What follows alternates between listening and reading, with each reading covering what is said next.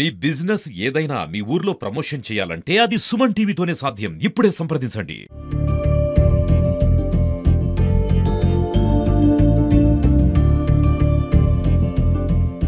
Hello, నమస్తే, welcome to Suman TV.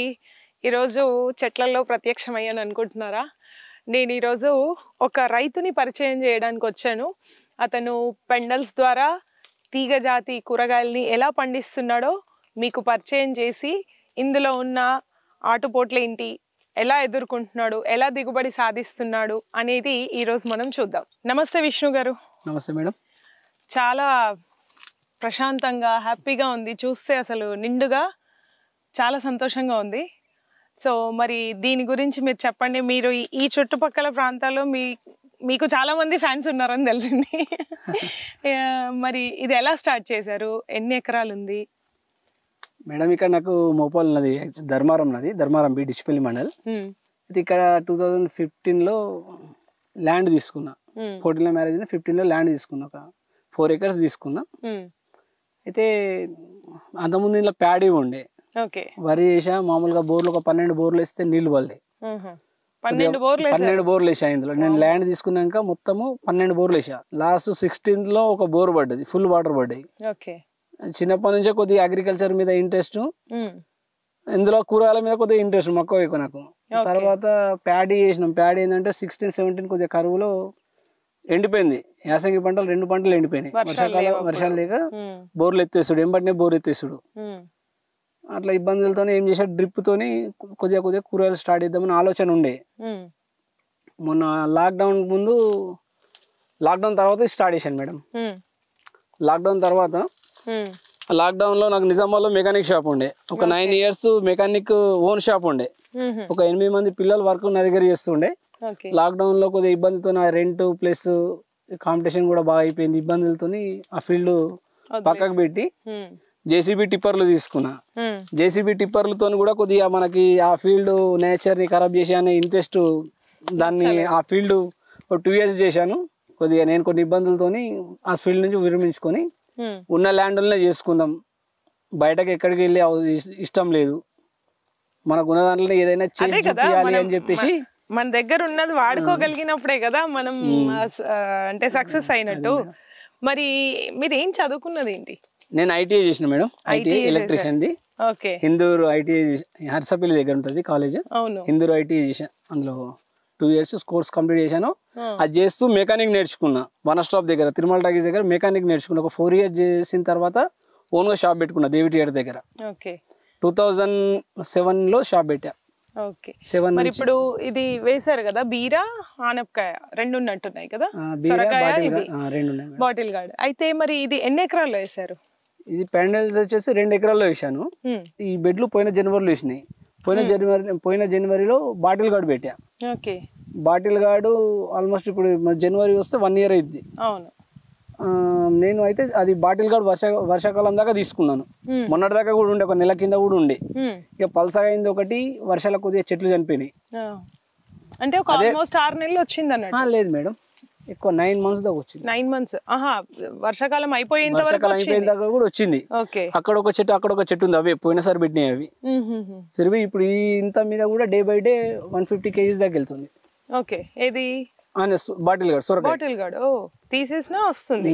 అయితే దాని అదే బెడ్ మీద ఇందులో ఏం కల్టివేషన్ ఏం చేయలేను. అదే బెడ్ పైన ఇది పెట్టా, బీరా. ఈ బీరకాయ పెట్టి మొన్న సెప్టెంబర్ 10వ తారీఖు నాటాను. అటు ఇటు 2 sides. సెప్టెంబర్ 10కి నాటాను. 35 days నుంచి క్రాప్ కటింగ్ స్టార్ట్ చేశాను. 35 days నుంచి క్రాప్. ఫస్ట్ కటింగ్ లో 40 kgs వెళ్ళింది. తర్వాత పెంచుకుంటూ డే బై డే వచ్చేసి పర్వాలేదు. సో ఎన్ని డేస్కి ఒకసారి క్రాప్ చేస్తారు మరి? అంటే 35 days తర్వాత స్టార్ట్ చేస్తారు, ఇక డే బై డే కటింగ్, ఇక ఆల్టర్నేట్ డేస్ కట్ చేస్తారు. డే బై డే ఖచ్చితంగా కటింగ్. ఇక అది ఎంత ఉన్నా లేకున్నా ఖచ్చితంగా డే బై డే కట్ చేస్తే మనకి నీట్గా వస్తూ ఉంటది. కొత్తగా కాయ కొత్తది పుడుతూ ఉంటుంది తొందర అట్లా. మరి పర్చేస్ అంటే సేల్ ఎక్కడ చేస్తారు? సేల్ నేను మన మార్కెట్కి ఇస్తాను, రిలయన్స్కి ఇస్తాను మేడం. ఇక్కడ దాసున దగ్గర రిలయన్స్ ఉంది. రిలయన్స్ వాళ్ళకి ఇస్తాను. ఓకే రిలయన్స్ వాళ్ళకి ఇస్తాను, వాళ్ళకు మార్కెట్కి వాళ్ళకి ఎంత అవసరం ఉంటే అంత ఈవినింగ్ మెసేజ్ పెడతాడు. ఆ మెసేజ్కి తగ్గట్టు వాళ్ళకి ఎంత అవసరం ఉంటే అంత తీసుకుపోతా, మిగతా మనం మార్కెట్కి పంపిస్తాం. మరి కరెక్ట్ మంచి రేట్ వస్తుందా? బాగానే వస్తుంది మేడం. రిలయన్స్లో ఏంటంటే వాళ్ళు ఫ్రెష్ కదా, ఫ్రెష్.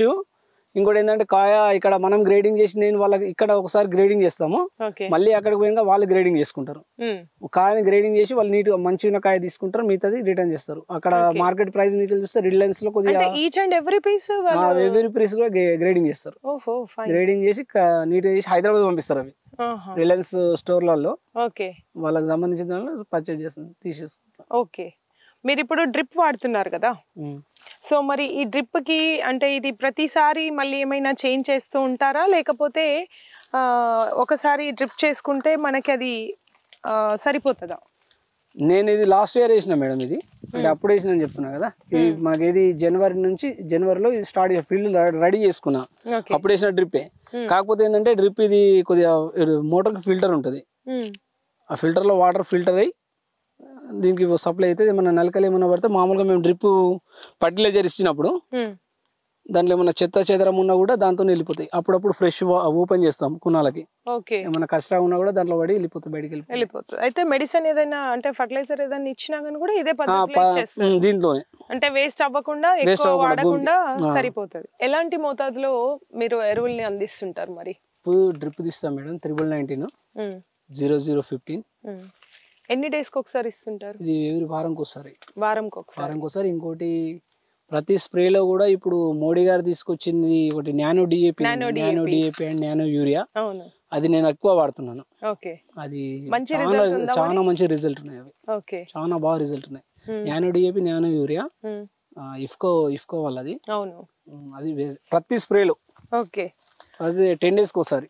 మరి ఈ డ్రిప్ వల్ల అంటే వాటర్ సేవ్ ఎంత వరకు మీకు అవుతుంది? అంటే ఇప్పుడు డ్రిప్ సిస్టమ్ కాకుండా మీరు పారించి పెట్టాలి అంటే ఎక్కువ వాటర్ అవసరం ఉంటుంది, నీటి వనరులు ఎక్కువ కావాలి. అట్లా డ్రిప్ తో మనకి డ్రిప్పే మెయిన్. డ్రిప్ లేకుంటే ఇంత ఈ 4 ఎకరాల్లో వెజిటేబుల్ చేసుడు సాధ్యం కాదు. ఓకే, డ్రిప్ ఏంటంటే మనకి ఇప్పుడు ఆల్మోస్ట్ ఇప్పుడు మనం పారిస్తే ఒక ఈ ఎకరానికి పారిచ్చే దాంట్లో ఇప్పుడు ఈ 4 ఎకరాలు అవుతుంది ఈజీగా అవుతుంది.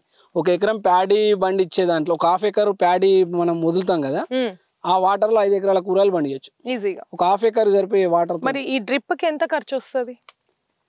డ్రిప్ కి వచ్చేసి మనకి ఇది అయితే నేను మొత్తం ఓన్తో పెట్టుకున్నా, సబ్సిడీ ఏం రాలే ఇప్పటిదాకా, దీంట్లో ₹1 సబ్సిడీ రాలేదు, దేంట్లో మొత్తం మీరే ఖర్చు వచ్చింది.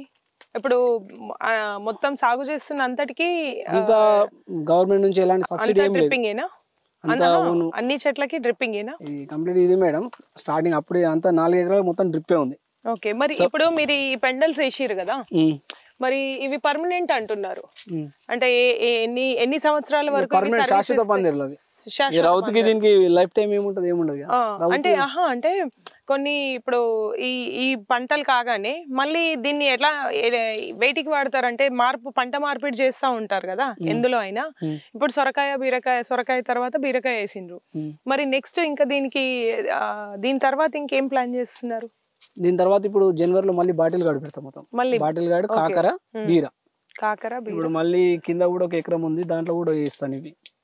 ఎకరం మళ్ళీ ఎక్స్టెండ్ చేస్తున్నాము. ఎంత ఖర్చు వచ్చింది పెండల్స్ కి? ఒక ఎకరాకి పెండల్స్ వేయాలంటే మామూలుగా వేస్తే 14x14 16x16 వేస్తారు. నేను కొద్దిగా ఇంకా స్టాండర్డ్ ఉండాలని 12x12 వేసా. కొద్దిగా మనకి మళ్ళీ దగ్గర స్టాండర్డ్. మళ్ళీ వైర్ కూడా టాటా వైర్ వాడాను, అల్లే వైర్ కూడా టాటాది. ఇది రస్ట్ రాదు, తుప్పు పట్టదు, దీనికి కోటింగ్ వస్తుంది. ఇదేది అల్యూమినియం వైరా? అల్యూమినియం కాదు, మామూలుగా జేవి వైర్. అయితే ఈ దేంట్లో కాంప్రమైజ్ కాలే, పెట్టేది ఒకసారి. ఎందుకంటే కొన్ని ఏంటంటే మనం దూరం మళ్ళినా లో క్వాలిటీ మెటీరియల్ వాడిన ఏదైనా గాలి దుమ్మలకు పడిపోతాయి. అదే ఇప్పుడు కూరగాయలు బాటిల్ గాడికి బాగా వెయిట్ ఉంటుంది. ఈ బీర కంటే ఏం కాదు, కాకరకి ఏం కాదు, కానీ బాటిల్ గాడి పెడితే ఏంటంటే పంటకి వెయిట్ బాగుంటది. ఆ కాయలో వాటర్ కంటెంట్ ఎక్కువ ఉంటది కాబట్టి చెట్టు కూడా బాగా దూరం పోతుంది, ఆగే కొన్ని పడిపోతాయి. అందుకని పెడుతున్నాం ఒకటేసారి ఇన్వెస్ట్మెంట్ పెట్టి కొద్దిగా గట్టిగా చేసుకున్నా. అంటే మళ్ళీ ఇప్పుడు బాటిల్ గార్డ్ లాంటివి మీరు అన్నట్టు బరువు ఉంటాయి, సో మరి అవి అయిపోయిన తర్వాత ఇవి లూజ్ అయ్యే ఛాన్స్ ఉంటుందా? మళ్ళీ టైట్ చేసుకోవాలి. ఇప్పుడు ఎవ్రీ 1 year ఒకసారి లాస్ట్కి సపోర్ట్లు ఉంటాయి. ఓకే. ఈ అక్కడ నుంచి వస్తారు, మన ఒంటి మామిడి ఏరియాలో పందిరులు వేసే వాళ్ళు ఉంటారు. పిలిపించుకుంటే ఈ వీళ్ళు వచ్చిన వాళ్ళే వేసి 1-2 days ఇక్కడనే స్టే చేసి టైట్ చేసి ఇచ్చేసి మొత్తం ఏదన్నా ఉంటే రిపేర్ చేసిపోతారు. ఎవ్రీ 1 year ఒకసారి మెయింటెనెన్స్ ఉంటుంది ఇందులో. మరి ఆ మెయింటెనెన్స్ అఫోర్డబుల్ ఉంటుందా? పెట్టుకోవచ్చు. అంత పెద్దగా ఏముండదు. వాళ్ళకు ఫుడ్ అది చూసుకొని ఒక ఓవరాల్ గా అంటే ఒక 15,000 ఖర్చు అయింది. 2 ఎకరాలకు. మరి ఈ పెండల్స్ అవి ఇక్కడ లోకల్ లోనేనా ఎక్కడి నుంచి అయినా తెప్పించారా? కరీంనగర్ నుంచి తెప్పించాం మేడం. 1 ఎకరాకి పెండల్స్ వేయాలంటే ఇట్లా పందిరి అల్లాలంటే ఎంత ఖర్చు వస్తుంది మామూలుగా? రఫ్ గా 3.5 లక్షలు వస్తుంది. ఇప్పుడు వేయాలంటే 3.5 లక్షలు వస్తుంది. అప్పుడు నాకు 3 లక్షల దాకా వచ్చింది. 3.5 లక్షలు. ఇప్పుడు వేయాలంటే ఈ స్టాండర్డ్ తో వేయాలంటే 3.5 లక్షల పైన అయింది. ఈ స్టాండర్డ్ లో వేయాలంటే అంటే నేలను బట్టి కూడా మనకి దిగుబడి కదా. మరి నేల ఎలా ఉంది ఈ ఏరియా? నేల పంటలకి కరెక్ట్ గా ఉందా? ఈ కూరగాయలకి కరెక్ట్ గా ఉందా? అయితే నాకు ఈ ల్యాండ్ అమ్మినతను అంటే అంతకుముందు మొత్తం రాళ్ళు ఉండే ఇందులో. ఓకే. టోటల్ అక్కడొక్కడ చిన్న చిన్న మల్లు ఉండే, అంతా ఈ మొరం అమ్ముకున్నారు. అంటే మొరం అమ్ముకొని చిన్న చిన్న మల్లు కట్టించి నేను ఉన్నప్పుడు అంటే చూడడానికి అసలు ఇది ఆ ల్యాండా ఇది అన్నట్టు ఉంటుండే. అలా ఉండే ల్యాండ్ ఇది. 3 ఎకరాలకు వచ్చేసి ఒక 15-16 మల్లు ఉండే, చిన్న చిన్న మల్లు. దీన్ని మొత్తం కలిపి నేను 7 మల్లు చేశా. 3 ఎకరాలకు 7 అంటే ఇప్పుడు 3 బిట్లు చేశా దీన్ని. అన్ని బండలన్నీ పలగొట్టిపించేసి ఈ చెరువుల నుంచి 3,000 ట్రాక్టర్లు 3,200 ట్రాక్టర్లు మట్టి తోలే. అంటే ఇక్కడ దగ్గర ఎర్రమట్టి కూడా ఎర్రమట్టి పోసాం ఇందులోనే. బర్లాపెండ మంచిపా నుంచి మా బదిపూర్ చెరువు నుంచి తీసుకొచ్చాం నల్లమట్టి. బదిపూర్ చెరువు నుంచి నల్లమట్టి ఒక 1 year తోలే. 1 year ఒక పోయిన ఇది వేసే ముందు తోలేను ఒక 60 లారీల నల్లమట్టి తోలే దీంట్లో. మరి ఇప్పుడు ఈ పంట అయిపోతుంది, అయిపోయిన తర్వాత దీన్ని మళ్ళీ ఎట్లా చేస్తారు? ఎలా దున్నుతారు? మరి అంటే భూమి మళ్ళీ సాగు కావాలి అని అంటే ఎందుకంటే ఇప్పుడు ట్రాక్టర్ ఉంది నాకు, ధర్మవరంలో ఉంది బండి. అది సైలెన్సర్ కొద్దిగా కిందికి పెట్టేసి ఇందులో కల్టివేషన్ చేసుకోవచ్చు నేను. ఎందుకంటే ఇది 7 feet above ఉంది. అవును, 7 feet above ఉంది. ఇందులో నాకు ఆరాం నడుస్తుంది బండి. దాని ద్వారా చేసేసుకోవచ్చు అంట. ఇవి ఏంటంటే వీటికి టచ్ కాకుండా ట్రాక్టర్ టచ్ అజాగ్రత్త అయినా ఇరిగిపోతుంది. అదే మళ్ళీ బెడ్ వేసుడు కరెక్ట్ వస్తుంది. బెడ్ వేసుడు కరెక్ట్ వస్తుంది. ట్రాక్టర్ తో వస్తుందా మళ్ళీ చేతితో చేయాల్సి వస్తుంది? బెడ్ అంటే 1 side వస్తుంది, కొద్దిగా పారలతో మీదకి ఎక్కించుకోవాలి. ఓకే. పారాలతోని సెంటర్లో మేడం ఒకసారి మనం ఖర్చు బండి తిప్పుతాము, ఒకసారి ఖర్చు పెడతాము. అది 1 year దాకా ఉంటుంది. ఆ 1 year లో మనం ఇట్లా బెడ్ ప్రిపేర్ చేసుకున్నాక మా 1 year లో మనం 3 క్రాపులు తీసుకోవచ్చు. 3 క్రాప్లు అంటే మీకు సంవత్సరానికి సాలిన ఎంత ప్రాఫిట్ ఉంటుంది? అంటే మీ కష్టానికి తగ్గినట్టు ఇప్పుడు కంపేర్ టు వేరే పంటలు, ఇప్పుడు ఆర్తడి పంటలు కావచ్చు, ప్యాడీ కావచ్చు, వాటితో పోలిస్తే ఇది ఎంత శాతం మీకు బెనిఫిట్ ఉంది ఇలా వేయడం వల్ల? మేడం మనకేందంటే వాతావరణం సహకరించి ఒకటి మార్కెట్ లో ప్రైస్ ఉండి అంటే మొన్నటి దాకా వెజిటేబుల్ బానే ఉండే. ఈ దెబ్బకి ఇప్పుడు ఈ రేటు ప్యాడీకి ఉంది కదా. కొంతమంది ఏంటంటే అరే వెజిటేబుల్ కంటే ఇదే బెటర్ రా అనే కాడికి, అంటే ఇందులో రిస్క్ అంతే ఉంటది మేడం, ప్రాఫిట్ అంతే ఉంటది. ఇప్పుడు ప్యాడీ ఏంది వదిలేసి మధ్యలో సరి కలుపు ఎరువు వేస్తే సరిపోతుంది. ఇలా రోజు పని అయితే ఉండదు. ఇది రోజు వర్క్. ఇందులోకి వచ్చినామా సాయంత్రం దాకా ఇంట్లోకి బయటికి వెళ్ళాం. పొద్దున వస్తే సాయంత్రం దాకా ఏదో ఒక పని ఉంటది. ఇందులో శ్రమ అంతే ఉంటది, లాభం కూడా అంతే ఉంటది మేడం వాస్తవం. మళ్ళీ ఇంకోటి మనకి మహారాష్ట్ర రైతులు బాగా మంది మార్కెట్ కి బాగా వాళ్ళది ఉంటది. అవును, తీసుకొస్తారు. మన లోకల్ రైతుకు వచ్చే వరకు అంత ఉండదు. మనం వాళ్ళకి పోటీ ఇయ్యలేం. మహారాష్ట్ర రైతులు బాగా వస్తారు మార్కెట్ కి, అక్కడ మాలే వస్తుంది. అవును, ఇప్పుడు చూస్తున్నాం వంకాయలు కావచ్చు, ఏదైనా బీరకాయ కావచ్చు, ప్రతిది కూడా మహారాష్ట్రది మన ఇక్కడికి వస్తుంది. ఇక్కడ ఏంటంటే అందరు ప్యాడీకి అలవాటు అయినారు.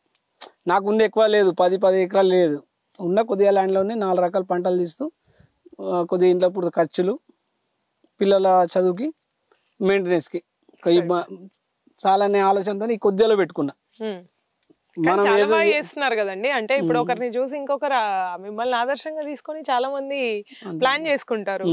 అంటే ఒకరికి మార్గదర్శకంగా ఉన్నారులేండి. మేడం ఇంటోల్ చేసుకోవాలి మేడం. ప్రతిది కూడా లేబర్ మీద డిపెండ్ అయినా కూడా మనం కాదు.